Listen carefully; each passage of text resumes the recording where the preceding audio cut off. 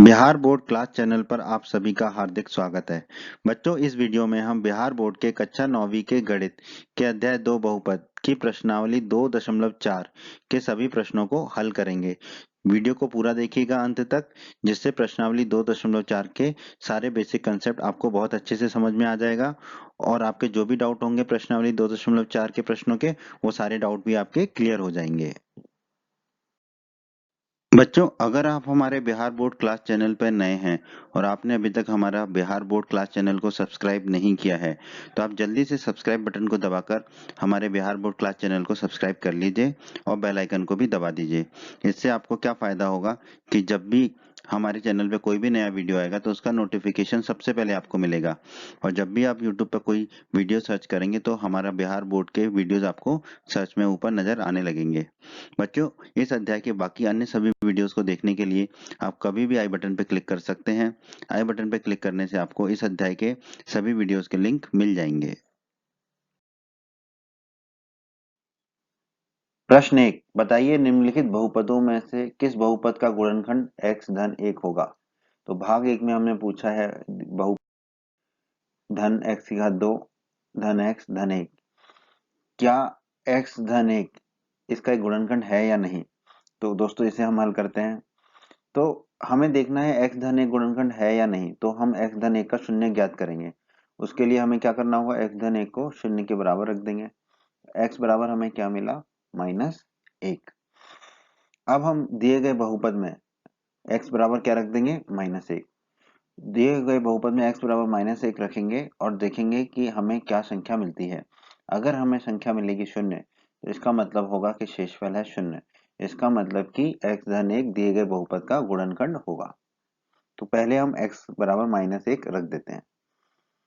तो x बराबर -1 रखेंगे तो x की घात 3 क्या हो जाएगा, -1 की घात 3 धन x की घात 2 है तो -1 की घात 2 धन x है तो -1 फिर धन 1 तो धन 1 -1 की घात 3 क्या होगा, -1 -1 की घात 2 क्या होगा, 1 -1 -1 1 1 -1 से धन 1 गया, -1 से धन 1 गया, क्या मिला हमें, शून्य। तो हम इससे क्या निष्कर्ष निकाल सकते हैं, भाग देने पर हमें शेषफल शून्य मिल रहा है। अतः x धन 1 जो है दिए गए बहुपद का एक गुणनखंड है। तो यही इसका उत्तर है, गुणनखंड है। प्रश्न 1 के भाग 2 में हमें बताना है क्या x धन 1 दिए गए बहुपद x की घात 4 धन x की घात 3 धन x की घात 2 धन x धन 1 का एक गुणनखंड है या नहीं। तो इसको भी हल करते हैं। तो वही हमें x धन 1 का शून्य ज्ञात करना है। तो उसके लिए हम x धन 1 बराबर क्या रख देंगे, शून्य। तो x का मान क्या मिलेगा हमें, -1। इसको हम दिए गए बहुपद में रखेंगे x बराबर -1। तो यहाँ हमने रखा x बराबर -1। तो x की घात 4 क्या होगा, -1 की घात 4 x की घात 3 क्या होगा, -1 की घात 3 x की घात 2 क्या होगा, -1 की घात 2 x की जगह हम क्या रख देंगे, -1 और धन 1 को धन 1। 1 की घात -1 की घात 4 क्या होगा, 1 -1 की घात 3 क्या होगा, -1 -1 की घात 2 क्या होगा, 1 -1 को -1 रख दिया, 1 को 1 रख दिया। हम देखेंगे इस 1 से ये 1 कट गया, इस 1 से ये 1 कट गया, बचा 1। तो हमें क्या मिला, 1। क्या ये शून्य के बराबर है, नहीं। अतः हम कह सकते हैं कि भाग देने पर शेषफल शून्य नहीं है। और शेषफल शून्य नहीं है तो हम क्या कह सकते हैं कि x धन 1 दिए गए बहुपद का एक गुणनखंड नहीं है। हमारा उत्तर क्या हुआ, नहीं है, गुणनखंड नहीं है। प्रश्न 1 के भाग 3 में हमें बताना है कि क्या x धन 1 दिए गए बहुपद का गुणनखंड है या नहीं है। तो वही हम देखेंगे, पहले तो x धन 1 का शून्य ज्ञात करेंगे। x धन 1 का शून्य ज्ञात करने के लिए क्या करना होगा, x धन 1 को 0 के बराबर रख देंगे। इससे हमें क्या प्राप्त होगा, x बराबर -1। अब इस x बराबर -1 को हम क्या कहाँ रख देंगे, दिए गए बहुपद में। तो x का मान हम क्या रख देंगे, -1। तो p -1 क्या होगा, x की घात 4 है तो -1 की घात 4 हो जाएगा। धन 3 गुणा x की घात 3 है तो 3 गुणा -1 की घात 3 हो जाएगा। फिर 3 गुणा x की घात 2 है तो 3 गुणा -1 की घात 2 हो जाएगा। धन x -1 हो जाएगा और धन 1। हम इसे आगे हल करेंगे। -1 की घात 4 क्या हो जाएगा, 1 -1 की घात 3 क्या हो जाएगा, -1 -1 की घात 2 क्या हो जाएगा, 1 -1 तो -1 ही रहेगा, धन 1 1 ही रहेगा। अब 1 1 हो गया हमारा, 3 गुणा माइनस एक कितना हो गया? -3। 3 गुणा एक कितना हो गया? 3। -1 और 1। अब हम देखेंगे 3 से 3 गया, -1 से 1 क्या मिला? क्या हमें 1। क्या यहाँ शून्य है? नहीं, यह शून्य नहीं है। तो हम कह सकते हैं कि भाग देने पर प्राप्त शेषफल शून्य नहीं है। तो हम कह सकते हैं कि x धन 1 जो है दिए गए बहुपद का एक गुणनखंड नहीं है। तो इसका उत्तर क्या होगा? गुणनखंड नहीं है।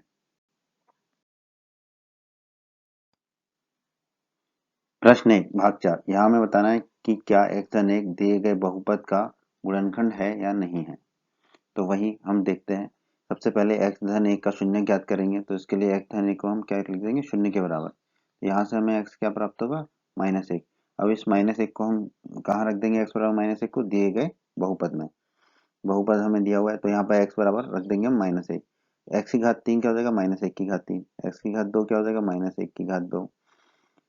ब्रैकेट के अंदर 2 धन √2 गुना x है तो x की जगह हम क्या रख देंगे? -1। √2 ही होगा। -1 की घात 3 क्या होगा? -1। -1 की घात 2 क्या होगा? 1। फिर ये माइनस के ब्रैकेट के अंदर 2 धन √2 गुना -1 है तो -1 क्या हो जाएगा यहाँ पर हमारा? प्लस। तो ये होगा +2 +2 प्लस √2 और फिर इस √2 को हमने √2 रख दिया। अब हम देखेंगे हमें क्या मिल रहा है? -1 -1 -1 ये -1 फिर 2 धन √2 √2 और √2 कितना हो गया? 2√2। अब यहाँ देखो -1 -1 -2 और ये +2 ये कट जाएगा तो हमें क्या मिलेगा? 2√2। तो 2√2 क्या हो शून्य के बराबर है? नहीं है। तो हम क्या कह सकते हैं कि भागफल देने पर शेषफल शून्य नहीं है। अतः x धन 1 दिए गए बहुपद का एक गुणनखंड नहीं है। इसका भी उत्तर क्या है? नहीं है। प्रश्न 2 गुणनखंड प्रमेय लागू करके बताइए निम्नलिखित स्थितियों में से प्रत्येक स्थिति में gx px का एक गुणनखंड है या नहीं। तो यहाँ पे हमें px दिया हुआ है, भाग 1 में हमें px दिया हुआ है 2 गुना x की घात 3 धन x की घात 2 माइनस 2 गुना x ऋण 1 और gx दिया हुआ है x धन 1। तो जैसा कि हमने परिचय में पढ़ा था x minus A P x का एक गुणनखंड होता है यदि पी ए का मान शून्य हो। पी ए का मान शून्य हो मतलब कि पी एक्स में x की जगह हम क्या रख दें? x बराबर हम रख दें a और हमें मिले शून्य तो हम कहेंगे कि x minus A P x का एक गुणनखंड है। तो यहाँ पर x माइनस ए किसके बराबर है? x धन ए के, क्योंकि हमें जी एक्स क्या दिया हुआ है? x धन ए। तो यहाँ से माइनस ए बराबर क्या हुआ? 1। a बराबर हमें क्या मिला? ऋण का 1। a बराबर ऋण का 1। तो हम a बराबर ऋण 1 को हम किस में रख देंगे? पी एक्स में, दिए गए बहुपद में। तो पी एक्स में हमने a को रखा, a कितना है हमारा? माइनस का 1। तो हमें क्या मिलेगा? 2 गुना एक्स की घात 3 तो 2 गुना -1 की घात 3 धन एक्स की घात 2 यानी कि -1 की घात 2 माइनस 2x मतलब कि -2 गुना -1 और फिर ये -1। -1 की घात 3 क्या होगा? -1। -1 की घात 2 क्या होगा? 1। -2 गुणा -1 क्या होगा? धन 2। 2 गुणा -1 क्या होगा? -2। फिर 1 को 1 लिखा हमने, 2 को 2 लिखा और -1 को 1 लिखा। 1 से 1 कटा, 2 से 2 कटा तो हमें क्या मिला? शून्य मिला। तो हमें शून्य मिला तो हम कह सकते हैं कि भाग देने पर प्राप्त शेषफल शून्य है। अतः gx जो है px का एक गुणनखंड है। तो इस प्रश्न का उत्तर होगा गुणनखंड है। प्रश्न 2 के भाग 2 में हमें बताना है कि दिया गया बहुपद px x की घात 3 धन 3 गुणा x की घात 2 धन 3x धन 1 gx बराबर x धन 2। तो हमें बताना है कि क्या gx px का एक गुणनखंड है अथवा नहीं। जैसा कि हमने परिचय में पढ़ा था x minus A P x का एक गुणनखंड होता है यदि पी ए का मान शून्य हो। तो हमें x बराबर क्या रखना पड़ता है? a रखना पड़ता है। x माइनस ए को हम किसके बराबर रख देंगे? x धन 2 के। तो माइनस ए कितना मिलेगा हमें? 2। तो a का मान हमें कितना मिला? ऋण के 2। अब यही a का मान हम रख देंगे पी एक्स में। a रख दिया हमने पी एक्स में तो ये हो गया p माइनस 2। x की घात 3 क्या हो जाएगा? -2 की घात 3। 3 गुणा x की घात 2 क्या हो जाएगा? 3 गुणा -2 की घात 2। 3 गुणा x क्या हो जाएगा? 3 गुणा -2 और एक को हमने 1 लिख दिया। -2 की घात 3 क्या होगा? -8। 3 -2 की घात 2 क्या होगा? 4। 3 गुणा -2 क्या मिलेगा हमें? 3 गुणा -2 लिखा हमने यहाँ पर 1। -8 3 गुणा 4 12। 3 गुणा -2 -6 धन 1। इसको हल करेंगे तो हमें प्राप्त होगा -1। क्या ये शून्य है? नहीं है। अतः हम कह सकते हैं कि भाग देने पर शेषफल शून्य नहीं मिला। इसका निष्कर्ष क्या निकलता है कि gx जो है वो px का गुणनखंड नहीं है। तो दिए गए प्रश्न में gx जो है px का गुणनखंड नहीं है। ये हमारे इस प्रश्न का उत्तर है। प्रश्न 2 भाग 3। यहाँ पर हमें बताना है कि क्या gx जो x माइनस 3 है वो px का एक गुणनखंड है या नहीं। तो वही जैसा कि हमने परिचय में पढ़ा था, x माइनस ए px का गुणनखंड अगर होता है कब? जब pa का मान शून्य हो। तो x बराबर हम क्या रख देंगे? a।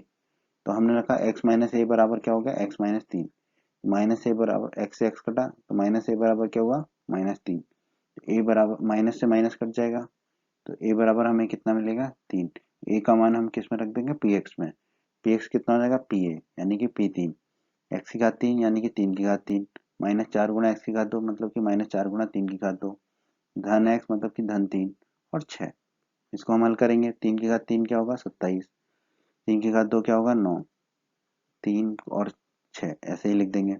4 गुणा 9 क्या होगा? 36। और फिर बाकी संख्याओं को ऐसे ही लिखा हमने। हल करने पर हमें क्या मिलता है? शून्य। तो हमें हमारा निष्कर्ष क्या निकलेगा? भाग देखने पर शेषफल हमें कितना मिलता है? शून्य। अगर हमें भागफल शेषफल शून्य मिलता है तो हम क्या कह सकते हैं? हाँ, gx जो है px का एक गुणनखंड है। तो इस प्रश्न का उत्तर होगा हाँ, gx जो है px का एक गुणनखंड है। बच्चों, अगर आप हमारे बिहार बोर्ड क्लास चैनल पर नए हैं और आपने अभी तक हमारा बिहार बोर्ड क्लास चैनल को सब्सक्राइब नहीं किया है तो आप जल्दी से सब्सक्राइब बटन को दबाकर हमारे बिहार बोर्ड क्लास चैनल को सब्सक्राइब कर लीजिए और बेल आइकन को भी दबा दीजिए। इससे आपको क्या फ़ायदा होगा कि जब भी हमारे चैनल पे कोई भी नया वीडियो आएगा तो उसका नोटिफिकेशन सबसे पहले आपको मिलेगा। और जब भी आप यूट्यूब पर कोई वीडियो सर्च करेंगे तो हमारा बिहार बोर्ड के वीडियोस आपको सर्च में ऊपर नज़र आने लगेंगे। बच्चों, इस अध्याय के बाकी अन्य सभी वीडियोस को देखने के लिए आप कभी भी आई बटन पर क्लिक कर सकते हैं। आई बटन पर क्लिक करने से आपको इस अध्याय के सभी वीडियोस के लिंक मिल जाएंगे। प्रश्न 3, k का मान ज्ञात कीजिए जबकि निम्नलिखित स्थितियों में प्रत्येक स्थिति में x माइनस 1 जो है px का एक गुणनखंड हो। और भाग 1 में हमें दिया हुआ है px बराबर x की घात 2 धन x धन k। तो जैसा कि हमने परिचय में पढ़ा था, x माइनस ए px का एक गुणनखंड होगा कब? जब pa का मान शून्य होगा, मतलब कि x की जगह हम a रख देंगे और तो हमें शून्य मिलना चाहिए। तो यहाँ पर x माइनस ए की जगह हमें क्या दिया हुआ है? x माइनस 1, x ऋण 1। x से x कट जाएगा तो हमें क्या मिलेगा? -1 बराबर -a बराबर, तो क्या मिलेगा हमें? a बराबर 1। तो अब हम दिए हुए बहुपद में a का मान क्या रख देंगे? 1। तो a का मान 1 रख देंगे और हमें कितना मिलना चाहिए? pa बराबर 0। तो हमने यहाँ पर दिए हुए बहुपद में x बराबर कितना रख दिया? 1। तो 1 एक्स स्क्वायर क्या होगा? 1 की घात 2 धन x मतलब कि धन 1 और धन k। 1 की घात 2 क्या होगा? 1। 1 है और k ये किसके बराबर होगा? 0 के बराबर। तो 2 धन k किसके बराबर होगा? 0 के बराबर।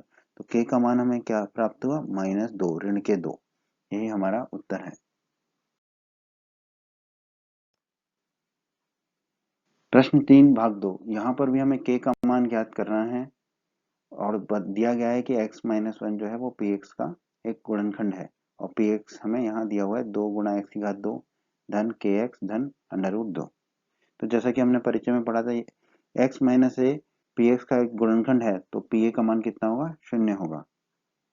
तो x माइनस ए यहाँ कितना दिया हुआ है? x minus 1।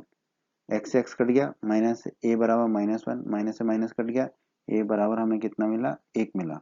अब a बराबर 1 हम रख देंगे दिए गए बहुपद में और pa का मान कितना होना चाहिए? 0 होना चाहिए। तो हमने रख दिया x बराबर 1। तो ये हो गया हमारा 2 गुणा x की घात 2 मतलब 2 गुणा 1 की घात 2 धन kx मतलब धन k गुणा x यानी कि k गुणा 1 और √2। 1 की घात 2 क्या हो गया? 1 और k गुणा 1 कितना हो जाएगा? k। फिर हमें मिला 2 गुणा 1 कितना हो जाएगा? 2 धन k धन √2। तो ये हमें यहाँ से हमें कितना, इसके ये किसके बराबर हो गया, शून्य के बराबर होगा। तो k का मान कितना हो गया हमारा, -2 माइनस अंडर रूट 2। क्या यही हमारा इस प्रश्न का उत्तर है। k का मान हमें मिल गया -2 माइनस अंडर रूट 2।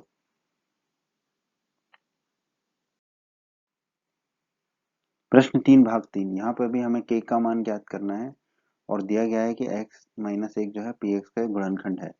px यहाँ पर हमें दिया हुआ है k गुणा x की घात 2 माइनस अंडर रूट 2 गुणा x धन 1। तो जैसा कि हमने परिचय में पढ़ा था, यदि x माइनस ए px का एक गुणनखंड है तो pa क्या होगा, शून्य होगा।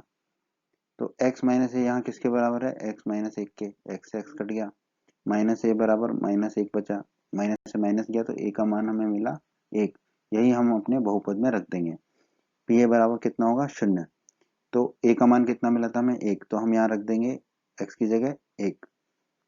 क्या बहुपद दिया हुआ है हमें, k गुना x की घात 2, तो x की घात 2 कितना हो जाएगा, 1 की घात 2 माइनस अंडर रूट 2 गुना x, तो माइनस अंडर रूट 2 गुना x, x की जगह क्या रख देंगे, a, यानी कि 1 धन 1। 1 की घात 2 क्या हो जाएगा हमारा, 1। अंडर रूट 2 गुना 1 कितना हो जाएगा, अंडर रूट 2, और 1 को 1 लिख देंगे। k गुना 1 कितना हो जाएगा, k अंडर रूट 2 धन 1, ये सब किसके बराबर, शून्य के। तो यहाँ से हल करने पर हमें k कितना मिलेगा, अंडर रूट 2 माइनस 1। यही हमारा उत्तर होगा। प्रश्न 3 भाग 4, यहाँ पर भी हमें k का मान ज्ञात करना है और दिया गया है कि x माइनस 1 जो है px का एक गुणनखंड है। और px क्या दे रखा है हमें, k गुना x की घात 2 माइनस 3 गुना x धन k। जैसा कि हमने परिचय में पढ़ा था, यदि x माइनस ए px का एक गुणनखंड होता है तो pa कितना होता है, शून्य होता है।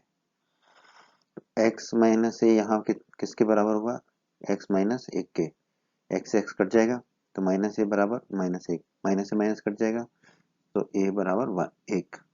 a बराबर 1 को हम px में रख देंगे और px में x बराबर a रख देंगे और उसके मान को शून्य के बराबर कर देंगे।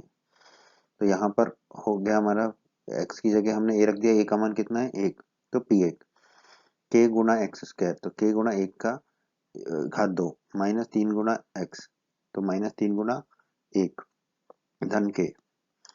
1 की घात 2 क्या होगा, 1 ही होगा। 3 गुना 1 क्या होगा, 3 होगा। k गुना 1 क्या होगा, k -3 धन k। ये सब किसके बराबर है, शून्य के। तो 2k -3 किसके बराबर है, शून्य के। तो 2 के किसके बराबर हो गया, 3 के। तो k का मान हमें कितना प्राप्त हुआ, 3/2। यही हमारे इस प्रश्न का उत्तर है। प्रश्न 4, गुणनखंड ज्ञात कीजिए। भाग 1, दिया गया बहुपद है 12 गुना x की घात 2 माइनस 7 गुना x धन 1। हमें दिए गए बहुपद के गुणनखंड ज्ञात करने हैं। जैसा कि हमने परिचय में पढ़ा था, अगर बहुपद है हमारा a गुना x की घात 2 धन b गुना x धन c, तो इसको हम क्या लिख सकते हैं, a गुना x की घात 2 को लिखा a गुना x की घात 2, b गुना x को लिखा हमने p धन q गुना x और c को हमने c लिखा। ये हमें क्या दिया हुआ है, 12 गुना x की घात 2 माइनस 7x धन 1। तो इस तरह से हम a b और c ज्ञात कर सकते हैं। a कितना होगा हमारा, 12, तो हमने a को लिख दिया 12। b कितना होगा हमारा, -7, b को लिख दिया -7, और c कितना होगा हमारा, 1। अब हम मध्यपद क्या है, b को विभक्त करके ऐसी दो संख्याएं p और q को ज्ञात करेंगे जिसमें कि p धन q कितना हो हमारा, b, और p गुणा q हमारा कितना हो, a गुणा c। तो p धन q हमारा कितना होना चाहिए, b हमें कितना मिला, ज्ञात हुआ था -7।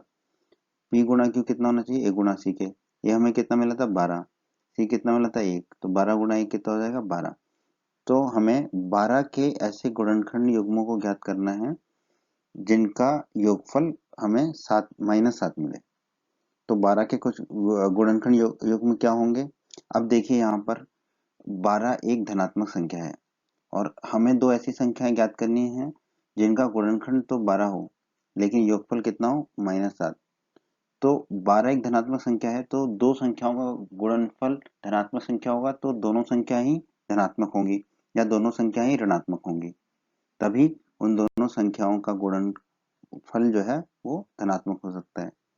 तो यहाँ पर p और q जो है उन दोनों, वो दोनों संख्या या तो धनात्मक होंगी या ऋणात्मक होंगी, दोनों ही।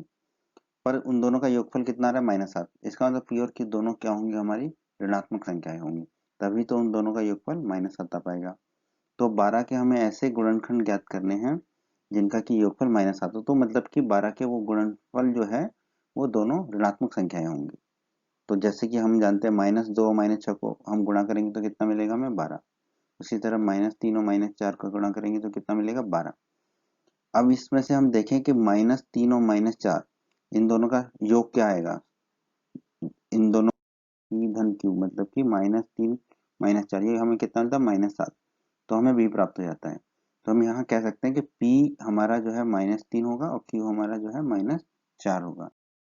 तो p हमें मिल गया -3 और q हमें मिल गया -4।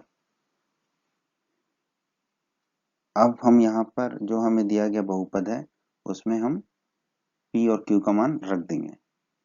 तो 12 गुणा x की घात 2 -7 गुणा x धन 1, यहाँ पर ax स्क्वायर 2 को तो हमने 12 गुणा x की घात 2 ही रख दिया। फिर यहाँ पे b को हम क्या रखेंगे, p धन q x, और c को हमने c रखा मतलब 1। p कितना मिला था हमें -3, q कितना मिला था -4, तो हमने यहाँ पे p को रख दिया -3, q को रख दिया -4। तो अब हो गया 12 गुणा x की घात 2 -3x -4x धन 1। अब 12 गुणा x की घात 2 और -3x में क्या कॉमन आएगा हमारा 3x, तो अंदर क्या बचेगा 4x -1। जो दूसरा है उसमें हमें -4x -1 ही लेना है, तो इन दोनों में जो गुणनफल आएगा जो कॉमन आएगा वो क्या आएगा -1, यहाँ हमने ले लिया -1। तो दोनों संख्याओं में क्या आ रहा है हमारा 4x -1, इधर भी 4x -1 है, तो 4x -1 कॉमन ले लेंगे तो क्या मिलेगा हमें दूसरे ब्रैकेट में 3x -1। तो यही हमारा गुणनखंड होगा और यही हमारा उत्तर होगा इस प्रश्न का। प्रश्न 4 भाग 2, दिया हुआ बहुपद है 2 गुणा x की घात 2 धन 7 है धन 3, इसका हमें गुणनखंड ज्ञात करना है। जैसा कि हमने भाग 1 में देखा था, ये दिया गया a गुणा x की घात 2 धन bx धन c, इस b को हमने क्या लिख सकते हैं p धन q। अब हम यहाँ पर a b और c का मान ज्ञात करेंगे तो a कितना हो जाएगा हमारा 2, a को लिख दिया हमने 2, b कितना हो जाएगा 7, b को कितना लिख दिया हमने 7, c कितना हो जाएगा 3, c को क्या लिख देंगे हम 3। अब मध्य पद को विभक्त करना है हमें और ऐसी दो संख्याएं p और q ज्ञात करनी है जहां पर p और q का योगफल कितने हो b के बराबर हो। b हमें कितना मिला 7 और p और q का गुणनखंड किसके बराबर हो, a और c के गुणनखंड के बराबर हो। तो p और q हमें कितना मिला है 7 यानी कि b, और p और q का गुणनखंड कितना हो a और c के गुणनखंड के बराबर। a कितना है 2, c कितना है 3, तो 2 गुणा 3 कितना हो जाएगा 6। अब हमें 6 के गुणनफल युग्म को ज्ञात करना है, पर यहाँ पर देखिए 6 क्या है हमारा धनात्मक संख्या, तो हमें p और q दो ऐसी संख्याएं ज्ञात करनी है जिनका की गुणनफल 6 हो, 6 मतलब धनात्मक हो। तो धनात्मक गुणनफल तभी प्राप्त होगा दो संख्याओं को, या तो वो दोनों संख्याएं हमारी धनात्मक हो या दोनों संख्याएं ऋणात्मक हो, पर उन दोनों संख्याओं का योगफल कितना होना चाहिए 7, b के बराबर। 7 क्या है, एक धनात्मक संख्या है, इसका मतलब है कि p और q जो है दोनों संख्या हमारी क्या होंगी धनात्मक संख्याएं होंगी। तो हम 6 के गुणनखंड ज्ञात करते हैं, तो क्या हो सकते हैं 6 के गुणनखंड 1 और 6, 2 और 3 ये हो सकते हैं। अब हम देखते हैं कि 1 और 6 को अगर हम जोड़ेंगे तो हमें क्या प्राप्त होता है 7, तो यही हमारा b है। तो p और q हमारे क्या हो जाएंगे, p हो जाएगा हमारा 1 और q हो जाएगा हमारा 6। अब हम दिए हुए बहुपद को हल करेंगे, वहां पर 7 b की जगह हम क्या रख देंगे p धन q, p क्या है हमारा 1 और q क्या है 6। तो हम दिए हुए बहुपद में 7 की जगह क्या रख देंगे p धन q, p हमें कितना मिला था 1 और 6, q कितना मिला है 6, तो हमने p की जगह 1 रख दिया और q की जगह हमने 6 रख दिया। अब हम ब्रैकेट को खोल लेंगे तो हमें मिलेगा 2 गुणा x की घात 2, 1 गुणा x हो जाएगा x, 6 गुणा x हो जाएगा 6 और धन 3। अब शुरू के दोनों में देखेंगे हम क्या हमारा कॉमन आ सकता है, x कॉमन आ जाता है हमारा, तो ब्रैकेट के अंदर क्या आ जाएगा x कॉमन लेंगे तो 2 की घात x की 2 गुणा x की घात 2 में से x कॉमन लेंगे तो बचेगा 2x, x में से x लिया तो बचा हमारा 1। अब यहाँ पर भी हमें 2 गुणा x धन 1 लेना होगा, तो 2 गुणा x की घात 1 पहले 2 गुणा x धन 1 पहले लिख देंगे, तो कॉमन क्या आएगा हमारा 3। अब इन दोनों में देखेंगे हम दोनों पदों में हम देखेंगे तो हमारा कॉमन क्या आ रहा है, 2 गुणा एक्स धन 1, 2 गुणा एक्स धन 1, तो 2 गुणा एक्स धन 1 ले लेंगे हम। तो दूसरे ब्रैकेट में हमारा क्या आ जाएगा, एक्स धन 3, एक्स धन 3। तो यही हमारे इस बहुपद का गुणनखंड होगा और यही हमारा उत्तर होगा। प्रश्न 4 भाग 3, दिया हुआ बहुपद है 6 गुणा एक्स की घात 2 धन 5 एक्स माइनस 6, इसके हमें गुणनखंड ज्ञात करने हैं। तो b को हम क्या लिख देंगे यहाँ पे, p धन q। अब हम a b और c ज्ञात करेंगे तो a क्या हो जाएगा हमारा 6, b क्या हो जाएगा हमारा 5 और c क्या हो जाएगा हमारा माइनस 6। a को लिख दिया हमने 6, b को लिख दिया हमने 5, c को लिख दिया हमने माइनस 6। अब मध्यपद, मध्यपद मतलब कि b को विभक्त करके हमें दो संख्याएं ज्ञात करनी है p और q, जहां पर p और q का योगफल किसके बराबर हो, b के। b क्या है हमारे यहाँ पे 5 और p और q का गुणनखंड किसके बराबर हो, a और c के गुणनफल के बराबर हो। p और q का गुणनफल a और c के गुणनफल के बराबर हो। तो p और q का योगफल कितना होना चाहिए, b के बराबर। b कितना है मिला था हमें 5, तो 5। और p और q का गुणनफल कितना होगा, a और c के गुणनफल के बराबर। a कितना मिला था हमें 6, c कितना मिला था हमें -6। इन दोनों का गुणा करेंगे तो हमें कितना मिलेगा, -36। अब देखिए -36 एक ऋणात्मक संख्या है। अब ऋणात्मक संख्याओं दो अगर दो संख्याओं से हमें एक ऋणात्मक, दो संख्याओं के गुणनफल से हमें एक ऋणात्मक संख्या मिलती है, इसका मतलब वो दोनों संख्याएं अवश्य ही उनमें से एक धनात्मक संख्या होगी और एक ऋणात्मक संख्या होगी। ठीक है, और उन दोनों संख्याओं का योगफल हमें कितना होना चाहिए, 5। तो एक धनात्मक संख्या और एक ऋणात्मक संख्या का योगफल अगर 5 होना चाहिए, इसका मतलब धनात्मक संख्या बड़ी होगी और ऋणात्मक संख्या छोटी होगी। तो अब हम देखते हैं -36 के गुणनखंड युग्मों को ढूंढते हैं। तो ये ध्यान रखना, हमें एक संख्या हमारी धनात्मक होगी इसमें और एक ऋणात्मक होगी। धनात्मक संख्या हमारी बड़ी होगी, ऋणात्मक छोटी होगी। तो -36 के गुणनखंड क्या क्या हो सकते हैं, -1 और 36, या -2 और 18, या -3 और 12, या -4 और 9। अब यहाँ पे हम इनको सबको जोड़ते भी रहेंगे तो हम पाएंगे कि -4 और 9 को जोड़ने पे हमें मिलता है 5 और यही हमारा b है, यही हमारा b है। तो इस तरह हम कह सकते हैं p हमारा क्या होगा, -4 और q हमारा क्या होगा, 9।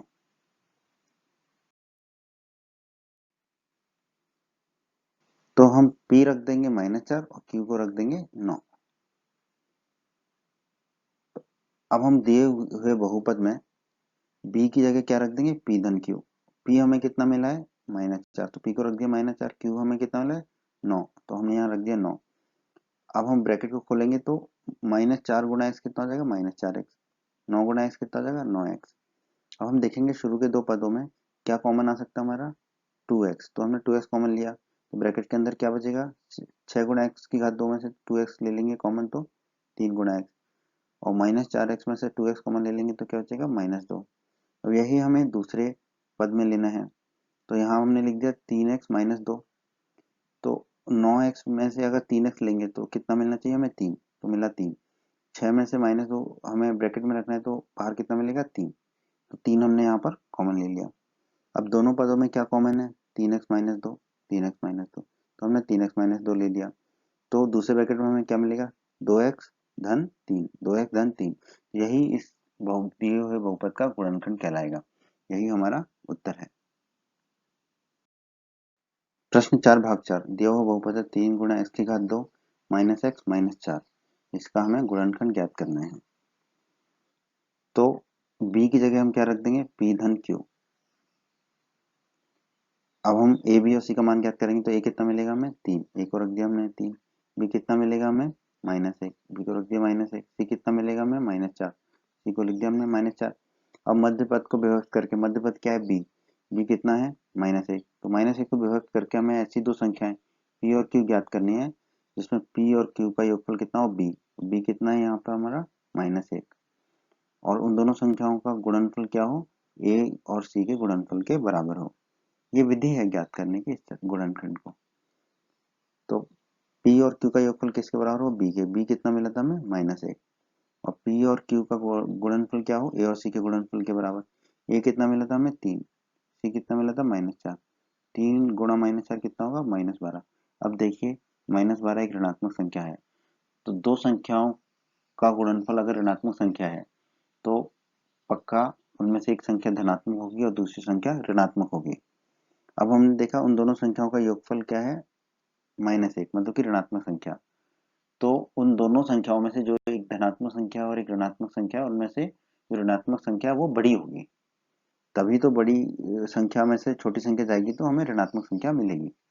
तो हम -12 के गुणनखंड युग्मों को ज्ञात करते हैं, जिसमें कि एक धनात्मक संख्या और एक ऋणात्मक संख्या। पहला युग्म हमें मिला 1 और -12, दूसरा मिला 2 और -4, तीसरा मिला 3 और -4। अब हम इसमें से देखेंगे 3 और -4 को अगर हम जोड़ते हैं तो हमें कितना प्राप्त होता है? -1। यही तो हमारा बी है। तो ये इस तरह हम कह सकते हैं कि 3 हमारा क्या है? पी, और -4 हमारा क्या है? क्यू।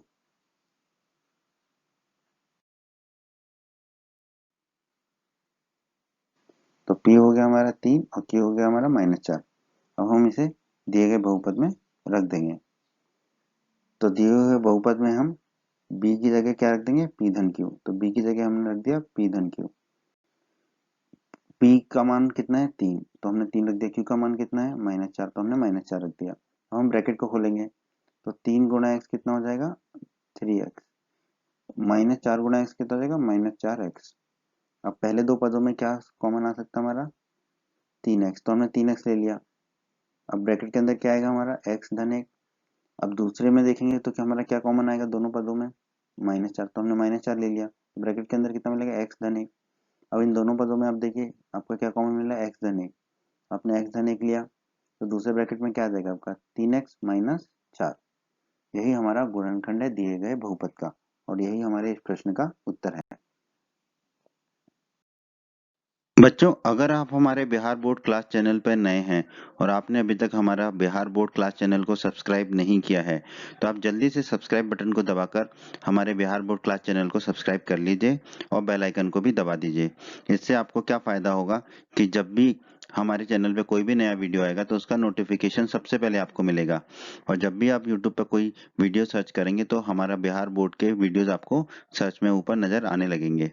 बच्चों, इस अध्याय के बाकी अन्य सभी वीडियोस को देखने के लिए आप कभी भी आई बटन पर क्लिक कर सकते हैं। आई बटन पर क्लिक करने से आपको इस अध्याय के सभी वीडियोस के लिंक मिल जाएंगे। प्रश्न 5, गुणनखंड ज्ञात कीजिए। भाग 1, दिया एक बहुपद हमें दिया है, हमें इसके गुणनखंड ज्ञात करने हैं। तो हम मान लेते हैं कि दिया गया बहुपद हमारा px है। अब px में हम पहले पता करेंगे कि हमारा अचर क्या है। तो यहाँ पे हम देखेंगे अचर हमारा 2 है, तो हम 2 के सभी गुणनखंड ज्ञात करेंगे। तो 2 के सभी गुणनखंड क्या होते हैं? -1 या फिर -2 या धन का 2। तो अब हम इसमें से कुछ भी px में रख सकते हैं x की जगह, इन चारों में से, या तो धन का 1 या -1 या धन का 2 या -2। तो हम x बराबर 1 रख के देख लेते हैं। x की जगह हम क्या रख लेंगे? 1। x की घात 3 क्या हो जाएगा? 1 की घात 3। -2 गुणा x की घात 2 मतलब -2 गुणा 1 की घात 2। -x मतलब कि -1, और 2 को हम 2 लिख देंगे। अब हम इसको हल करेंगे। 1 की घात 3 क्या हो जाएगा? 1। -2 गुणा 1 की घात 2 क्या हो जाएगा? -2 गुणा 1। और -1 और 2 को हल करेंगे तो कितना मिलेगा? धन का 1, तो लिख दिया धन का 1। 2 गुणा 1 क्या हो जाएगा हमारा?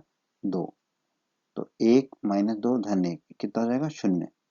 x बराबर 1 रखने पर हमें क्या मिला? 0। तो x माइनस 1 बराबर हमारा क्या हो जाएगा? 0। तो इसका मतलब हम कह सकते हैं कि x माइनस 1 जो है दिए गए बहुपद px का एक गुणनखंड है। ठीक है, तो x माइनस 1 दिए गए बहुपद px का एक गुणनखंड है। तो हम px को ऐसे लिखेंगे कि उसमें से x माइनस 1 कॉमन आ जाए। x की घात 3 -2 गुणा x की घात 2 -x धन 2।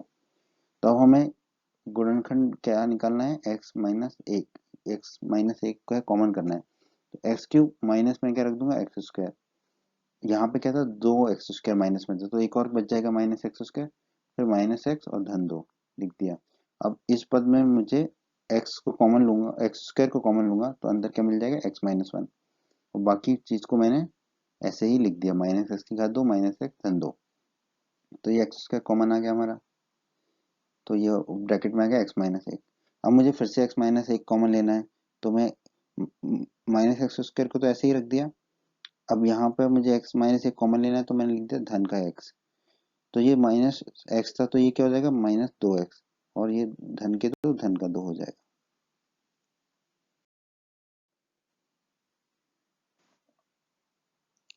ये पहला पद तो वैसा ही रहेगा। दूसरे पद में हम एक्स माइनस एक्स कॉमन लेंगे तो अंदर मिलेगा हमें एक्स माइनस वन। आखिरी पद में हम माइनस दो कॉमन लेंगे तो अंदर मिलेगा एक्स माइनस वन। अब हम इन तीनों पदों में देखेंगे तो एक्स माइनस वन कॉमन आ रहा है, तो हमने एक्स माइनस वन कॉमन ले लिया। दूसरे ब्रैकेट में हमारा क्या आ जाएगा, एक्स की घात दो माइनस एक्स और माइनस दो, वही हमने लिख दिया। अब हम जो है ये जो दो घात वाला बहुपद है इसको हल कर लेंगे। एक्स की घात माइनस दो माइनस एक्स माइनस दो, इसको हम क्या लिख सकते हैं, एक्स की घात दो माइनस दो एक्स धन एक्स माइनस दो। अब आप इसे देखेंगे तो इसमें पहले दोनों पदों में क्या कॉमन आ रहा है, एक्स, तो अंदर क्या बचेगा एक्स माइनस दो। उसी तरह इन दोनों पदों में क्या कॉमन आ रहा है, माइनस एक, धन का एक कॉमन लेंगे तो अंदर ब्रैकेट में क्या आ जाएगा एक्स माइनस दो। अब इन दोनों पदों में हम देखेंगे तो हमारा एक्स माइनस दो कॉमन आ रहा है, तो दूसरे ब्रैकेट में क्या आ जाएगा एक्स धन एक। तो जो एक्स की घात दो माइनस दो गुण बहुपद है उसके गुणनखंड हमें क्या मिले, एक्स माइनस दो गुणा एक्स धन एक। इसको हम यहाँ पर रख देंगे पी एक्स में।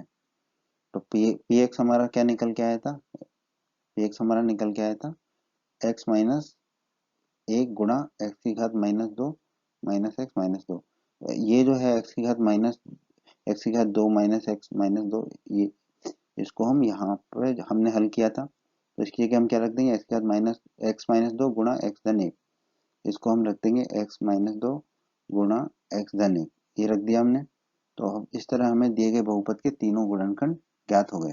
तीन गुणनखंड मिले हमें यहाँ पे, क्योंकि यहाँ पर एक्स की अधिकतम घात क्या थी, तीन, क्योंकि ये तीन घात का बहुपद था। तो यही हमारा उत्तर होगा इस प्रश्न का। प्रश्न 5 के भाग 2 में हमें दिए गए बहुपद का गुणनखंड ज्ञात करना है। दिया गया बहुपद तीन घात का है, तो इसके कितने गुणनखंड होंगे, तीन ही गुणनखंड होंगे इसके। तो हम मान लेते हैं कि दिया गया बहुपद हमारा पी एक्स है, मान लिया हमने। तो इस दिए गए बहुपद में जो अचर है वो कितना है हमारा, माइनस पाँच। अब माइनस पाँच के सभी गुणनखंडों को हम ज्ञात करेंगे तो कितना आएगा, प्लस माइनस एक और प्लस माइनस पाँच। एक्स बराबर माइनस एक रखने पर आप कहेंगे कि एक्स बराबर माइनस एक ही क्यों रखा है, एक्स बराबर एक क्यों नहीं रखा, तो आप एक्स बराबर एक भी रख के देख सकते हैं। समय के बचाने के लिए मैंने एक्स बराबर माइनस एक रखा है। तो एक्स बराबर माइनस एक हम पी एक्स में रखेंगे, तो एक्स बराबर माइनस एक रखा, तो एक्स की घात तीन है तो माइनस एक की घात तीन, माइनस तीन गुणा एक्स की घात दो है तो माइनस तीन गुणा माइनस एक की घात दो, माइनस नाइन एक्स है, नौ एक्स है तो माइनस नौ गुणा एक्स यानी कि माइनस एक और फिर माइनस पाँच। माइनस एक की घात तीन कितना हो जाएगा, माइनस एक, माइनस एक की घात दो कितना हो जाएगा, एक, और माइनस नौ गुणा माइनस एक कितना हो जाएगा, धन का नौ।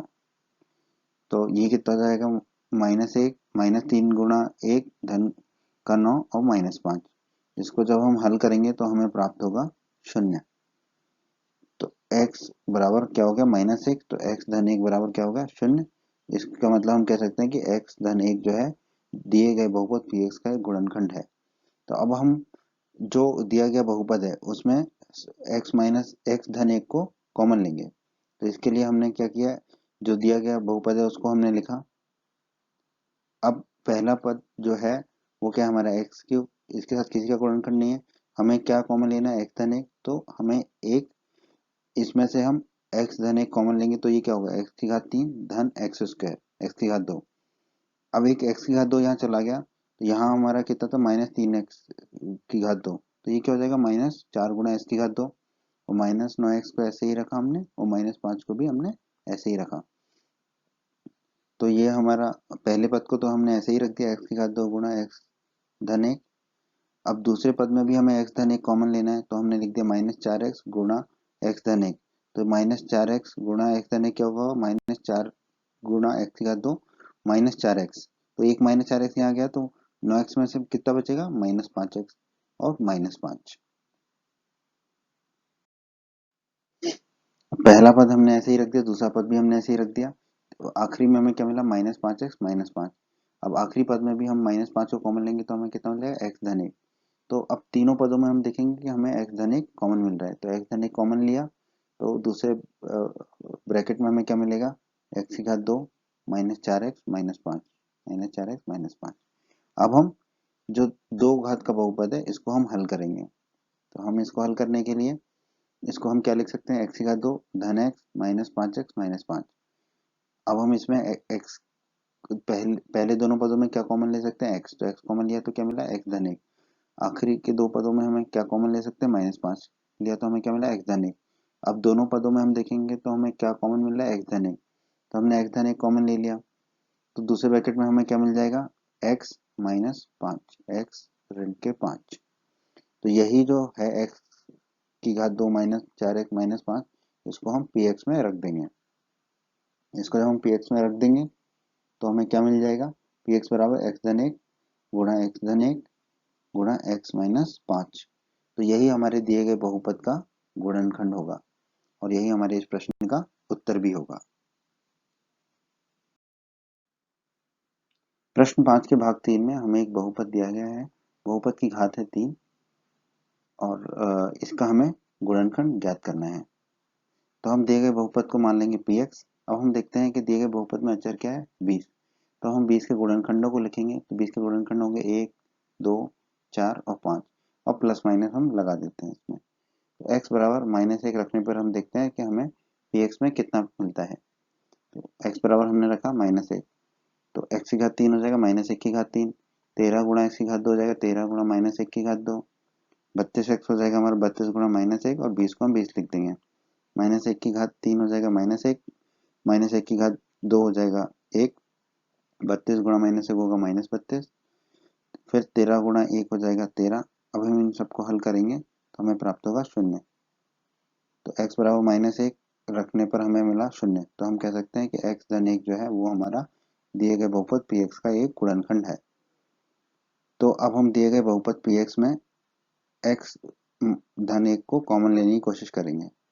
तो हम इसको लिख सकते हैं x की घात 3 धन 13x स्क्वायर धन 32x धन 20, ये दिया हुआ है। अब हमने x धन 1 कॉमन ले लिया तो क्या हो जाएगा, एक्स स्क्वायर बाहर आ जाएगा, ये हो जाएगा एक्स क्यूब, एक्स की घात 3 मतलब धन एक्स स्क्वायर, एक एक्स स्क्वायर ही हो गया, तो 13x में कितना बचा हमारा 12x स्क्वायर और बाकी 32x और 20 को हमने ऐसे ही लिख दिया। ये हमारा पहला पद वही आ गया। फिर हमने 12x की घात 2 धन 32x धन 20 लिख दिया, पहला पद हमने ऐसे ही लिख दिया। अब दूसरे पद में भी हमें x धन 1 कॉमन लेना है, तो बाहर हमें क्या लिखना पड़ेगा, 12x लिया तो ये होगा 12x की घात 2 धन 12x, तो 32x में से 12x गए तो कितना बचा, 20x धन 20। अब पहला पद और दूसरा पद वैसा ही लिख दिया हमने। अब इन दोनों में 20x और 20 में हमने 20 कॉमन लिया तो अंदर मिला x धन 1। अब इन तीनों पदों में x धन 1 जो है वो हमारा कॉमन है, तो x धन 1 कॉमन ले लिया हमने। तो दूसरे ब्रैकेट में हमें क्या मिलेगा, x की घात 2 धन 12x धन 20, ये लिख दिया हमने। अब हम इस दो पद के बहुपद को द्विपद के बहुपद को हल करते हैं। इसको हल करने के लिए हमने लिखा x की घात 2 धन 10x धन 2x धन 20। अब इन दोनों में क्या कॉमन आ रहा है, x कॉमन लिया तो क्या अंदर बचा x धन 20। आखिरी दोनों पदों में क्या कॉमन आ रहा है, 2, तो ब्रैकेट के अंदर क्या मिलेगा, x धन 10। अब इन दोनों में क्या कॉमन आ रहा है, x धन 10, तो x धन 10 को कॉमन ले लिया। तो दूसरे ब्रैकेट में क्या आएगा, x धन 2, दूसरे ब्रैकेट में आ गया x धन 2। तो ये जो संख्या हमें प्राप्त हुई है दो पद के बहुपद की, ये हम यहाँ पर px में रख देंगे। ये संख्या जब हम px में रख देंगे तो हमें क्या उत्तर मिलेगा, px बराबर x धन 1 गुणा x धन 10 गुणा x धन 2। तो हमें 3 गुणनखंड प्राप्त हुए क्योंकि ये 3 घात का बहुपद था। तो यही हमारा उत्तर होगा इस प्रश्न का। प्रश्न 5 के भाग 4 में हमें 3 घात का बहुपद दिया है, उसके गुणनखंड हमें ज्ञात करने हैं। तो हम दिए गए बहुपद को क्या मान लेंगे, पी वाई, क्योंकि वाई जो है वो यहाँ पर चर है हमारा। तो दिए गए बहुपद में अचर क्या है हमारा, एक या माइनस एक। एक या माइनस एक के गुणनखंड क्या होंगे, एक और माइनस एक ही। वाई बराबर हम एक रख के देखते हैं, वाई बराबर हमने एक रखा तो 2 गुणा वाई की घात 3 क्या होगा, 2 गुणा 1 की घात 3 धन वाई की घात 2 मतलब 1 की घात 2 माइनस 2 गुणा वाई मतलब माइनस 2 गुणा 1 और माइनस 1 को हमने लिख दिया। 1 की घात 3 हो जाएगा 1, 1 की घात 2 हो जाएगा 1, 2 गुणा 1 हो जाएगा हमारा 2। इसको हल करेंगे तो हमें प्राप्त होगा 0। तो y बराबर 1 रखने पर हमें 0 प्राप्त हो रहा है, तो y माइनस 1 बराबर 0 होगा। तो हम कह सकते हैं y माइनस 1 पी वाई का एक गुणनखंड है। तो हम दिए गए बहुपद में जो है y माइनस 1 को कॉमन लेने की कोशिश करेंगे। तो दिए गए बहुपद में हमें y माइनस एक कॉमन लेना है, तो हमने पहले ही y माइनस एक कॉमन ले लिया। तो y की अधिकतम घात 3 थी, तो यहाँ पर हमें क्या लिखना, कॉमन बाहर लेना पड़ेगा, 2 गुणा y की घात 2, क्योंकि ये पूरा क्या हो जाएगा 2 गुणा y की घात 3। फिर दूसरा पद क्या आ जाएगा हमारा, माइनस 2 गुणा y की घात 2। अगर हम इसमें 3 गुणा y की घात 2 कर की घात 2, तो हमें यहाँ लिखना पड़ेगा धन 3 गुणा y की घात 2, और बाकी आखिरी के दोनों पदों को हम वैसे ही लिख देंगे। तो यहाँ हमें पहले पद में मिल गया y माइनस 1। अब हमें दूसरे पदों में भी y माइनस 1 चाहिए। तो अधिकतम घात वाला पद क्या है, 3 गुणा y की घात 2। तो यहाँ पर हमें 3y कॉमन लेना होगा, एक y मिलेगा अंदर ब्रैकेट में, और माइनस 1 रख दिया हमने, तो ये क्या हो जाएगा -3y। तो -3y धन y करेंगे तो मिलेगा हमें -2y, और -1 को हमने ऐसे ही रख दिया।